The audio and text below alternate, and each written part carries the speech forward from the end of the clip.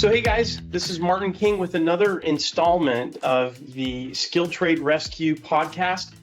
Today I have a unique opportunity, I think, to sit down with a guy who I believe has a pretty amazing story.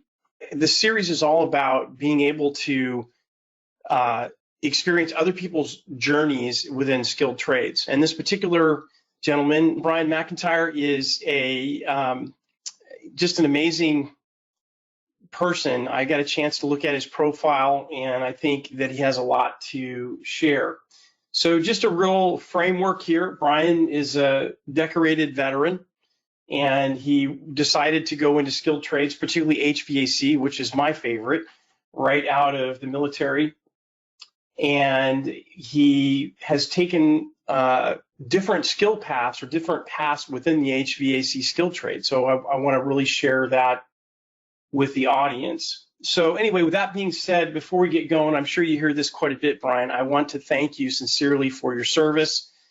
If it weren't for folks like you, we would not be able to enjoy the freedoms that we have. And I mean that, and I really appreciate what you've done for this country, man. I really do. So welcome, Bryan.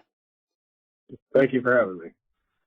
So let's get started here. I want to find out, tell your story, maybe a little bit from the military, what you're okay with sharing, comfortable with sharing with us, up to what you're doing now. Kind of give us the patchwork of how you ended up where you're at right now. Okay, so I graduated high school in 2003, which was, I witnessed 9/11, and funny, I was actually talking to a recruiter during that whole process. So that day, I was leaving high school, going to tech school, and my recruiter met me in the parking lot and said, "Are you ready to go?" And I said, "Absolutely." Well, I had to wait until I graduated, but I did leave that summer. I left early. Joined the Marine Corps, became a machine gunner, went through and did my deal, got injured, decided, I was getting out. And I didn't know what I was going to do, but I had a friend that worked for my mom as a contractor, and he's like, "Hey, man, you get into the union, they'll put you through school, and we'll get you a job, and you can start out here." So that's how I got started in the trade. Went through the trade school, and that was a 5-year-long program. I didn't really think I was going to continue on with education after that, but found that the Marine Corps had given me instilled some values in me where I just charge through and get things done no matter how hard they are. So I ended up going, continuing education after that.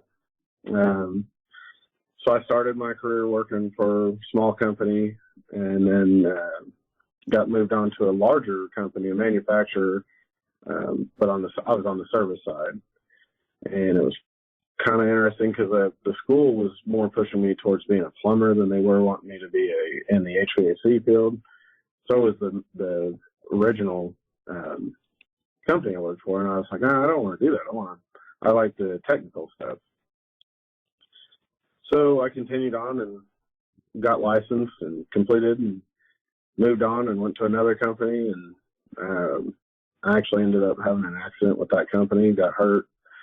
Got out of it, thought I was going to completely get out of it, but this field makes you a lot of money. There's a lot of different opportunities. So I went and got back into school, did some, that I was kind of looking at getting out of it, but got into the business side of it.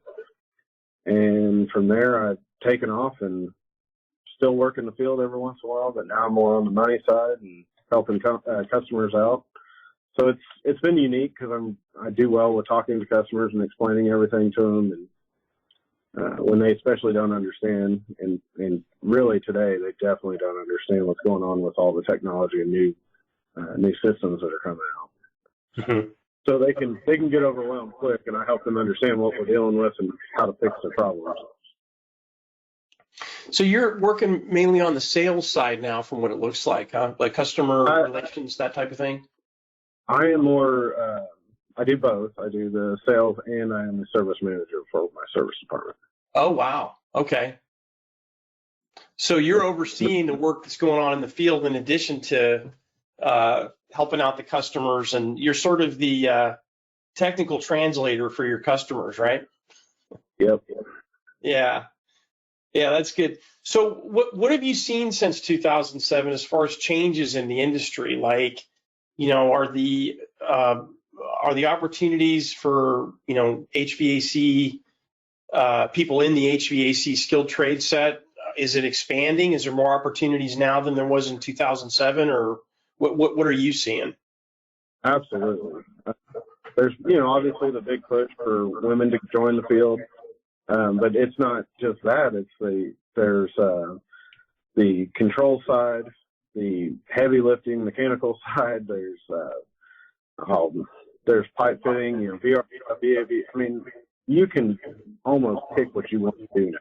Mm-hmm. Where when I started, it was more, hey, you got to just join in. You don't really know the service calls you're about to get into or what you're about to work on. It's more, you can definitely pick on I want to stay residential. I want to do commercial only or industrial. We do it all here, but you can definitely pick what you want to do. The problem that we have is finding people that want to do the work. The schools, we're heavily involved in schools, but just finding those guys that want to come, or guys and gals that want to come in and actually do the work. That's our biggest trouble.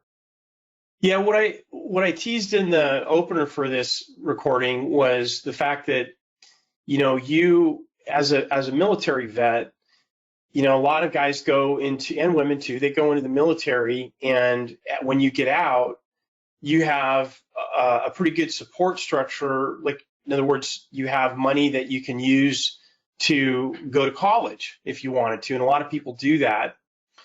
And what I find really interesting is that, you had that channel, you could definitely go that way, and it sounds like you did some of that, but you've gravitated towards more in the field, more, work with your hands, work with customers, that kind of thing. And I think that's kind of unique that there's an awakening happening in the country now, that a lot of people are starting to recognize the fact that, college may not be for them. So what I'm trying to do with the show is to put it out there and say, skilled trades is not just if everything else doesn't work out, you can go ahead and be a plumber or an HVAC tech. It's a real thing. I mean, you can do real well in skilled trades. What do you think about that? Absolutely. The only thing is, especially now, is that it's getting more, the HVAC side is getting more and more technical. So you really got to know what you're doing with a computer. It wasn't that way when I started. You didn't have to have a laptop, but almost everything we go to now, laptops required. Sometimes it makes it easier, but there are definitely times it can be extremely difficult. But these younger kids, they're, especially like my son, who's 14, knows how to work a computer better than I do. Which is great, but yeah. Just getting them to understand, and that's been a lot of my pitch when I go to schools, is talking to these kids that, you can go and do your college or whatever, but the skilled trades, you can just get out there. You don't have to spend that money going to college. You can go to the trade school, get your degree, and take off with this field and be making money a lot quicker than you can with trying to go get a 9-to-5 job. Hey guys, quick announcement. If you have not stopped into our website at skilledtraderescue.com, please do that. On the home page here, you will see that we have the Join the Movement email list. If you haven't signed up, please consider doing that. We have some amazing guests lined up for the podcast. I'm going to be getting the stories out of successful technicians and business owners in skilled trades. These are not just HVAC people. These are going to be from across the skilled trade spectrum. And my hope is that I'm going to be able to draw out of these people the things that have worked in their careers amazingly well, and the things that, if they had a chance to talk to their younger self, what they would tell them not to do. So I want to share all that stuff with you. And if you sign up, you're going to be the first to know when we drop those new podcast episodes. Also, coming soon, we have the BEST workshop. It's a 5-day automated email workshop. However, you're going to give content to us through that workshop. You're going to get one-on-one feedback from our instructors, and we're looking to better your career. I've been teaching the BEST process for many, many years, about 2 decades, one-on-one, and I'm going to be trying to do that to the masses through this workshop. It's totally free. All you got to do is sign up, and as soon as you do that, you'll get alerts on your email as soon as these new podcasts come in, as well as the BEST workshop. So if you check it out, I will put a link to the website on the show notes for this episode today. So check it out. So you're working as a service manager. So you kind of you're right in the middle of it. So you've got older techs, younger techs. What are some of the mindset challenges that you have with technicians that work with you? I mean, what are some of the things that you're working with them to improve in order to speed up their trajectory? What are some key things that maybe a working technician now that seems like, man, I'm just not moving up quick enough? Like, what are some of the things that you as a service manager are looking for in technicians in general, new ones or older ones? So I have it all over the place. I've got older guys that a couple of them probably should go ahead and retire. They just don't want to. I've got new guys, and they're real bright. And then on the same side of my new guys, I've got a couple that are, they're going to take off and just go with it, and they love learning. And then I've got guys that they're bright, but they don't really show the initiative of doing it. Like, you have to push them. So I've got both ends. And I think what really motivates them is, honestly, the senior techs being willing to teach, and not willing to teach, but also willing to look at the way that those younger guys look at things and learn from them as well. Right. I spend a lot of my day, my guys get in trouble. Hey, I take off out there. I go help them. I get in trouble too, so I call on my senior guys and be like, hey, can we look at this or talk about it? And we work it out as a team. But that's the main thing, is to know that we're not going to leave you stranded by yourself. You've got support here everywhere, and that someone's always going to be available to either answer the phone or show up on your job with you and help you out. And we're going to teach you so that next time you're more prepared, or you've already seen this and it's easy for you. People, sometimes we show up on jobs and they're like, how did you figure that out so fast? Well, we just have a lot of experience. We've seen it. Mm-hmm. Mm-hmm. Yeah. What's interesting, I guess the mindset that I used to look for is, I used to say this all the time. You give me somebody who doesn't know a lot, that has the drive to learn and, really the right attitude, I can make them into a great tech. But on the flip side of it, if you got somebody that's just smart as a whip, I mean, they're just, intellectually just sharp, but they just don't have that drive to learn and strive, and they may make it up to a certain level of a technician, but they'll plateau out, because they're just saying, oh, that's good enough for me, and they don't keep rolling up. Right. Yeah, that's been the difficult part. I've got a few guys right now that they're real smart, but they just don't. They seem comfortable where they are, and I'm trying to. Maybe that might be a little bit of fear, is you got to step outside of that, be uncomfortable. You're going to learn and grow from it. Yeah. That's been, because I've made plenty of mistakes. I try to tell my guys, look, don't be afraid to make mistakes. It's going to happen, and you're going to learn from it. So when you first started in the trades, working in HVAC back in 2007, Bryan, what are some of the things that you struggled with? I want to hear about those things. If there was anything that you struggled with professionally, and maybe how you applied your military background, or what you did to deal with those things that you challenged with. What were some of those things? Yeah, my main struggle was being confident in reading, not being confident in understanding what I was seeing with my multimeter troubleshooting. So I would second guess myself all the time, and I had to learn quickly that what I knew, my knowledge, I had plenty of knowledge. I also had plenty of support, that I just had to trust my gut and go with what I was seeing and be willing to say, yep, this is it, and go ahead and make the repair. Well, it took me a while to be, especially with the amount of money we're talking on components. I didn't want to make those calls. I didn't want to be like, oh, I'm sorry, this is going to cost you this much, and felt bad. Well, now I've understood that, hey, you're actually there. They called you for a reason. You're there for a reason. They want you to fix it. So that was what I struggled with, and I struggled so bad that I would go home and make my own trainers in the garage on my own time. So I look for that now, for people that want to not only understand that, hey, this isn't just a job, it's a career and something you're going to invest in, is go home and do the same thing and continue your education, figure out what your weaknesses are, go, push through it. And that's what the Marine Corps taught me, was you're only as good as your weakest link. So mine was troubleshooting at first, and now it's not. Yeah. So you get somebody, where are you finding all your technicians now, the newbies that you're bringing in? Where are they coming from? Like specific schools, or is that what you're asking? Yeah. Like, where do you, like, if you need to hire a new technician to bring them up, where are you finding those new technicians, the apprentices, if you will? Well, so we are currently heavily involved with Tech and OSU Altmogi. I highly recommend getting kids from there. Best thing about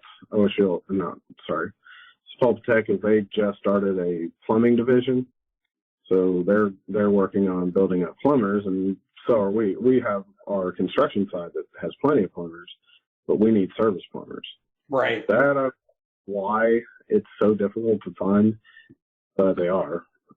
So it's been my interest is that we're just going to get a young pup and an older guy, and we're going to take off from there. So that's where what we do is we go to the school and we tell them what we need, and they've been really good about, hey, we're going to invest and we're going to build a whole new plumbing lab and go with it. Yeah. Yeah. And then once you bring them in, is that what you do? I think I'm hearing you say you shadow them with a more senior tech for a while. Yeah. How long is your apprenticeship program typically?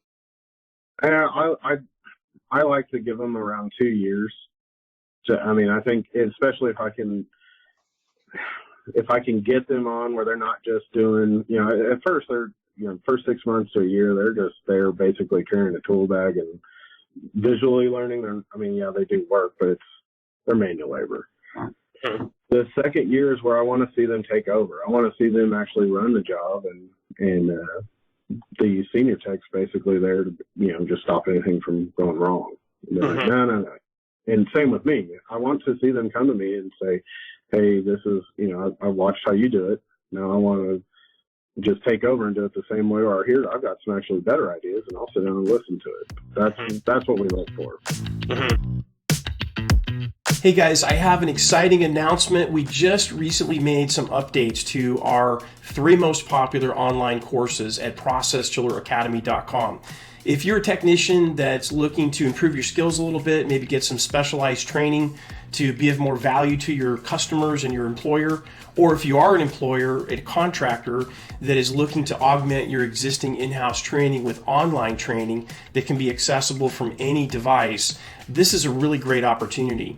Just go to processchilleracademy.com, just scroll down on the homepage and you will see the course area. If you go into the course page, you will see that we are currently, for a limited time, we have a promo code of Chiller Pro that will save you 25% on any one of these courses. So I hope you check it out, and I'm looking forward to seeing you in class. And try to. Yeah.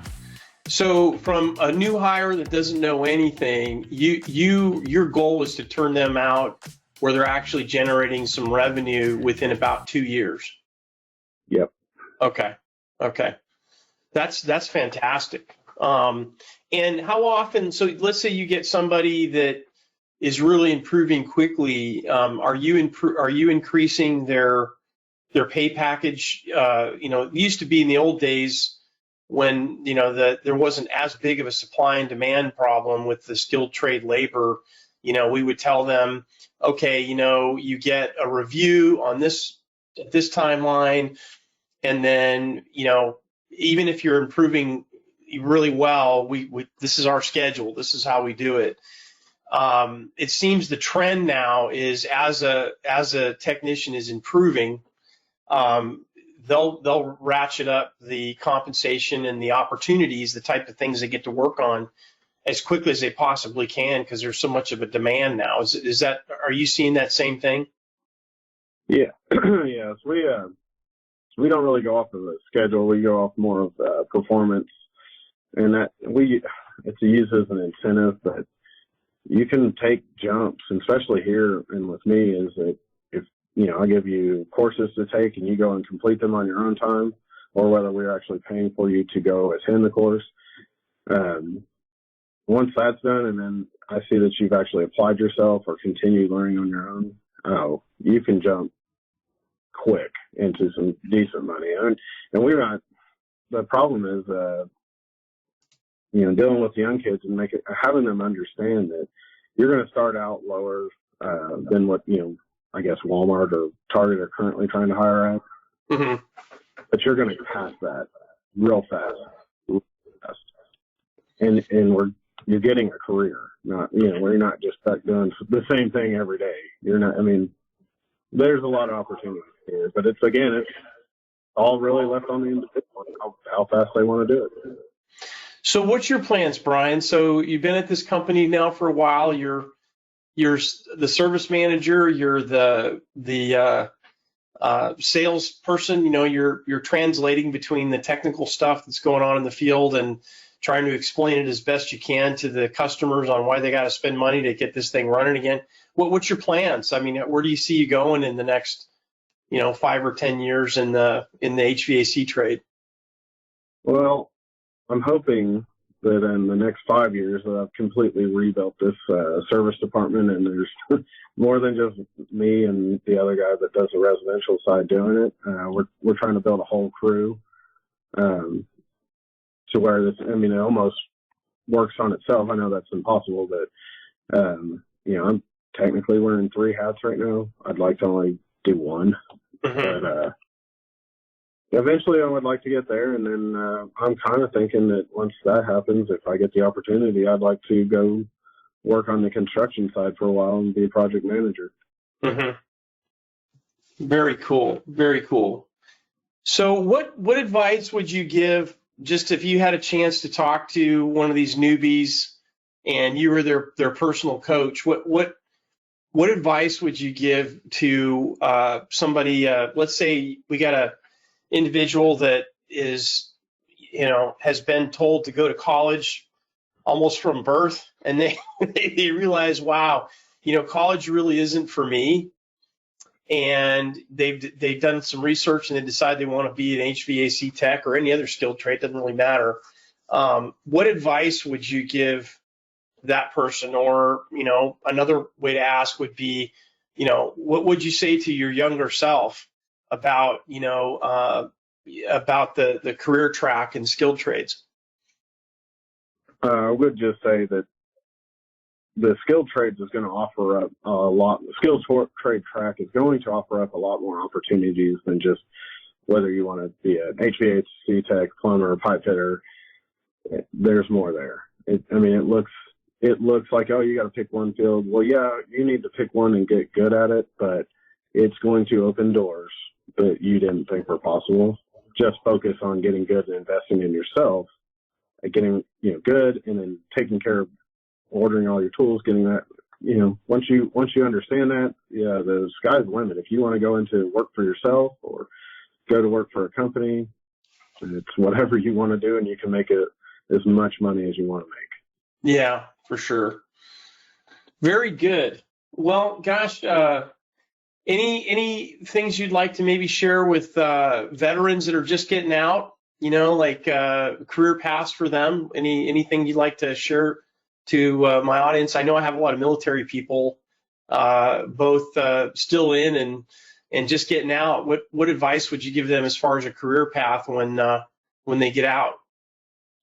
Just always keep your ears open and your eyes. Just look at the skill trade for sure. I mean, you can use your GI Bill, but you can also, the best part about this opportunity is you can work and go to school and use your GI Bill. So you're gonna just take a leap over just going to college and spending, I mean, I'm not saying that that's for some people, and I did it too. You go to school, you do 20 hours a semester and get a degree, but the skilled trades it's in high demand. I can't tell you how we do not take our hiring sign down, basically. Right. I mean, we're always in need, especially, and a lot of people, and so it's funny, is my side is a lot of people pushed me to be a plumber and I didn't listen. Well, yes, I really enjoy the HVAC side, but to be honest, the plumbing field, even though it sounds dirty, you can make a lot more money and the jobs are pretty sweet. Yeah. Interesting. Very, very interesting. Yeah. One of the challenges nowadays, what a lot of people, of course, the media doesn't talk about it, is that, you get a individual that's getting out of high school now, and, let's say the parents are middle class or not wealthy, and they want to put their child through college, and what they're finding out is the college experience is much different now than it was before when they went through. And not that I'm, negative on college. I'm just trying to be, realistic about it. And these kids, they go in there and they are working, maybe some of them, while they're in college, but they're not making much, and they're constantly balancing work with their school life. But at the end of their courses, whether it be 4, 5, 6 years to get their degree, either they or their parents have wrapped up a huge debt, and that's the challenge that they're faced, because the cost of college has increased way more than the cost of living, right? So these individuals are really struggling with that. And I think which you touched on a real important thing, that if you go into skilled trades and you get good at it, you can always go back to college. Unfortunately, very few people do. I did, but it was just difficult. It's difficult. But if you go into an apprenticeship program or something like that, you're making great money. You're already starting your trajectory to move up, and you're not racking up a lot of debt, because a lot of times the employers are so hard up for good labor, they'll pay for a lot of it. It's just kind of a no-brainer if you're not going to be a doctor or a lawyer, something like that absolutely 100% requires a college degree. Yeah, absolutely. I would definitely encourage, especially if you really sat down and looked at what you're going to pay for getting a 4-year degree compared to what you're going to spend going through, whether it's 2 to 5 year apprenticeship, you're going to rack up debt, a lot of debt that you're going to be paying for quite a long time. Or you can go into the skilled trades, get paid to do it, and you won't come out of there with, you might have some debt, but it's more income. And then your income's going to just continue to grow. You're going to take off further than that kid that went to college and partied or whatever. You may have not got a degree. Yeah. That was me. Before I took off to the Marine Corps, I did make that mistake, and luckily I quickly realized what I was doing and took off. So that is it. I hope you enjoyed this episode. I very much look forward to continuing to connect with you. Please don't hesitate to send me messages on LinkedIn. I'm on there all the time. Or you can reach out to me on my email. I'm at mking@processdrilleracademy.com. And until next week, when I give you the next installment, I wish you a great week, and I will connect up with you again soon. Take care now. Bye-bye.